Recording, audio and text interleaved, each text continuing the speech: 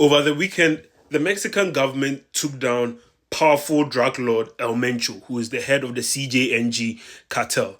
Under normal circumstances, football fans shouldn't be bothered about this. But the aftermath of taking down El Mencho is what was disturbing to the entire football community and the federation in charge of football, FIFA. Because after El Mencho was taken down, or as some would say, assassinated, the CJNG cartel retaliated. They retaliated by taking over powerful or most important Mexican cities and airports, which are open to civilians, tourists. Under normal circumstances, the cartels do not mess with places like Cancun because of how important they are to tourism and they are to other nationals.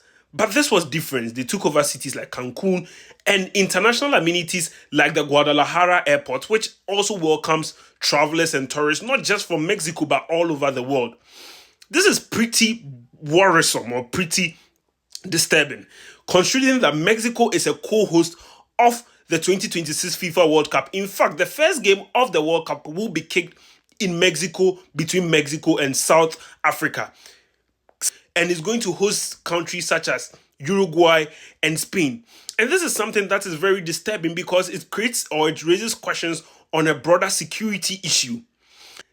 Calls for boycott or the Western media are not shining a lot of light into this World Cup like they did for Qatar. And this is a cry to call out on the hypocrisy and why rules for others are not rules for others, or they are not consistent rules for everyone. For those who are not keeping up with the coverage of the Qatar World Cup, you had powerful news outlets like the BBC calling out the Qatar World Cup because they believed that Qatar itself as a state do not respect human rights. There were a lot of call-outs of Qatar faced a lot of backlash and negative PR because there was the belief, which some were proven, that a lot of migrant workers contributed to building of the stadiums under poor working conditions. These were things that were worth pointing out. But however, some of the criticisms Qatar faced did not even border on football. It bordered on things such as were highly Islamophobic and highly just against who Qatar were as a people. People complain about the fact that we cannot purchase alcohol in Qatar. People complain about the fact that women were repressed in Qatar, which might not necessarily be directly linked to the football that was going to be played. But Qatar received this backlash, and you have the German national team protesting while in Qatar. Qatar also faced backlash because Qatar as a country were not very embracing or open to the LGBT community or to the rights of people who are gay or queer. However, after people went through the Qatar World Cup, Qatar has been acknowledged by some people as having best infrastructure closer to each other to play football, and then most of these criticisms Qatar faced at the end of the day did not bear fruition. There was an active participation and an active hosting of the Qatar World Cup, with some touting Qatar World Cup as one of the best World Cups people have ever seen. Now let's compare what we are going through currently with the three countries that are co-hosting this World Cup: United States of America, Canada, and Mexico. It's 4 months to the World Cup. 4 months, it's not a year, it's 4 months to a World Cup. These are just the problems happening in Qatar. Over in America, there are worse problems also going on.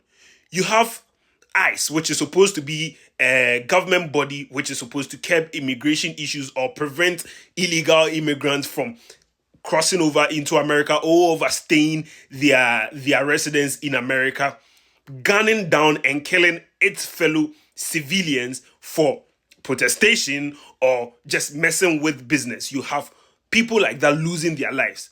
Not just that, you have the president of America banning so many countries in the south who will be participating in the World Cup. So you have countries like La Côte d'Ivoire facing ban from the United States of America in participating to the World Cup. How is it a World Cup then if states like Iran, La Côte d'Ivoire, and other countries are being prevented from participating in the World Cup?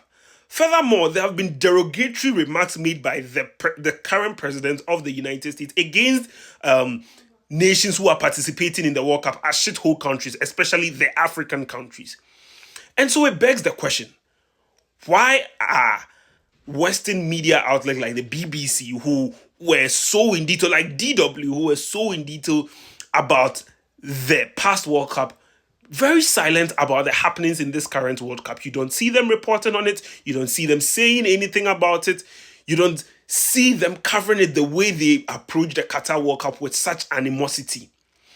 Others are also calling for the World Cup to be taken away from the USA or to be taken away from the Mexico. My honest opinion is it's not going to happen.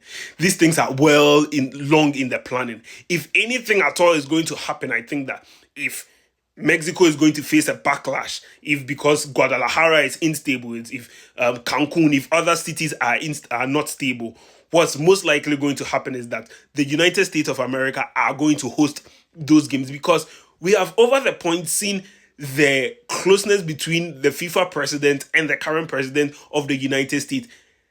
Too much. It goes too much to the borderline of the FIFA president being present at a board of peace council which President Trump set.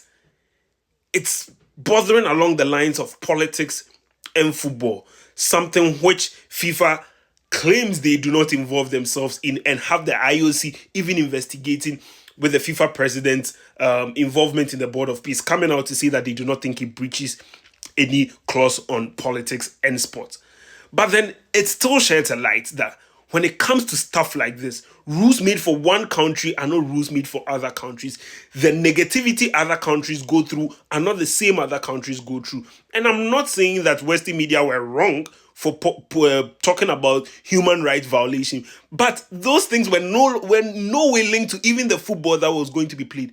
Matters like security, borders on human rights, it borders on right to dignity, right to live. These things are equally important. Human rights cannot be important if it's about a Muslim country or about countries we do not prefer. And people cannot be silent about human rights when it comes to Western countries we prefer. I honestly think the World Cup is going to go on as planned, and at worst, the United States are going to host. But then it begs a bigger question. Are we really being fair when it comes to the coverage of football, or is it all an agenda we need to portray as being holier than thou?